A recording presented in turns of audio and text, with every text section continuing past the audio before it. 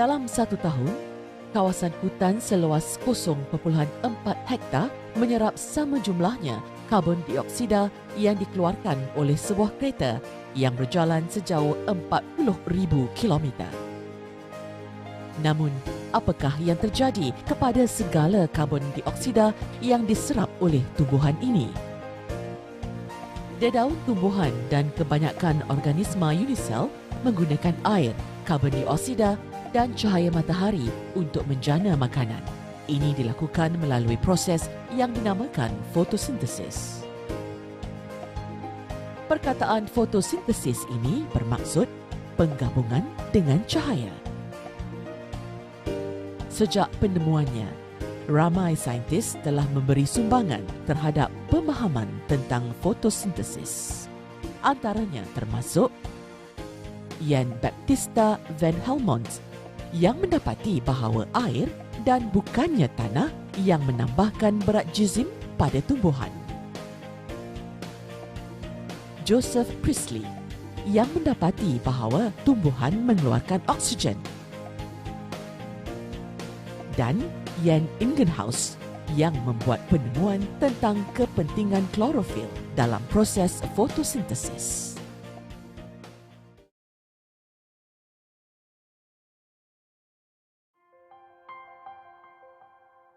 Proses membuat makanan ataupun fotosintesis ialah fungsi utama daun-daun bagi tumbuhan hijau. Susunan, bentuk dan segala struktur dalaman yang terdapat pada selai daun membolehkannya menyerap cahaya matahari dan karbon dioksida. Cuticle mengurangkan kehilangan air secara sejatan melalui epidermis.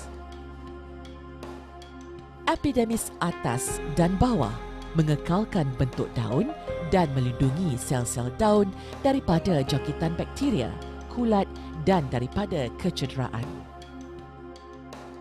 Mesophyll palisade. Sel-sel mesophyll palisade mempunyai kloroplas dan disusun memanjang berhampiran epidermis atas. Ini untuk mendedahkan kloroplas kepada cahaya matahari bagi menyerap tenaga untuk fotosintesis. Umumnya, kloroplas diselaputi 2 membran, iaitu membran luar dan membran dalam. Pada bahagian membran dalam ini terdapat cecair yang dinamakan stroma. Di dalam stroma pula terdapat lapisan-lapisan unsur yang paling penting bagi proses fotosintesis. Setiap lapisan dinamakan thylakoid, manakala himpunan lapisan thylakoid ini dinamakan granum atau majmuknya grana. Pada lapisan thylakoid terdapat molekul-molekul hijau klorofil yang membolehkan kloroplas menyerap cahaya lalu menukarkannya kepada tenaga yang dipindahkan kepada enzim yang turut terkandung di dalam stroma. Melalui enzim-enzim inilah kemudiannya terhasil glukosa. Secara khususnya, proses fotosintesis berlaku di dalam kloroplas. Mesofil bersepan, selain daripada menjalankan proses fotosintesis, ia juga terlibat dalam pertukaran gas antara daun dan atmosfera. Xilem mengangkut air dan garam mineral serta memberi sokongan kepada daun. Phloem mengangkut gula hasil fotosintesis dari daun ke bahagian lain tumbuhan. Sel pengawal terlibat dalam kawalan saiz stoma dan transpirasi melalui stoma. Stoma membenarkan pertukaran gas antara bahagian dalam daun dan atmosfera.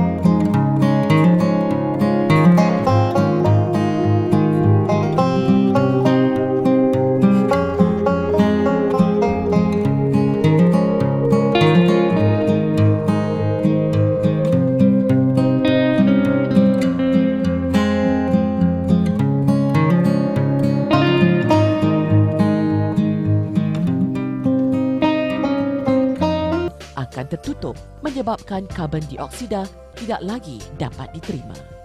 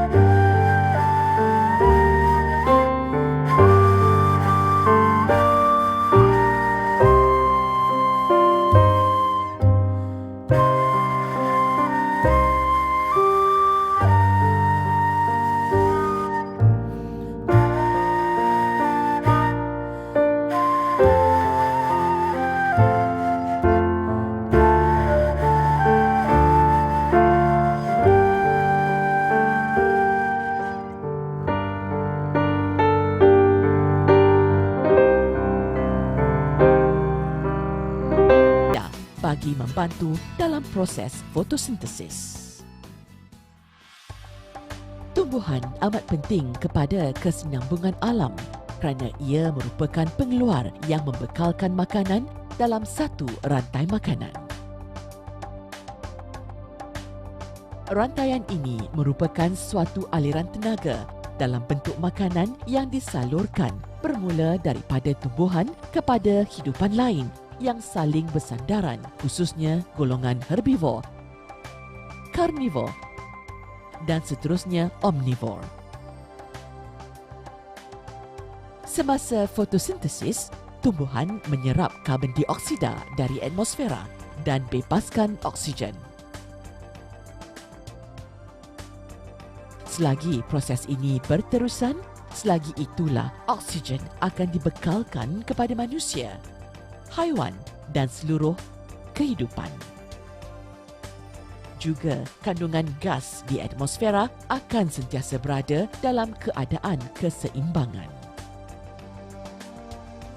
Kita harus mengamalkan sikap sayang kepada tumbuhan. Tumbuhan harus dipelihara dan dipulihara dan tidak ditebang sewenang-wenangnya untuk menjamin kemandirian hidupan di dunia ini.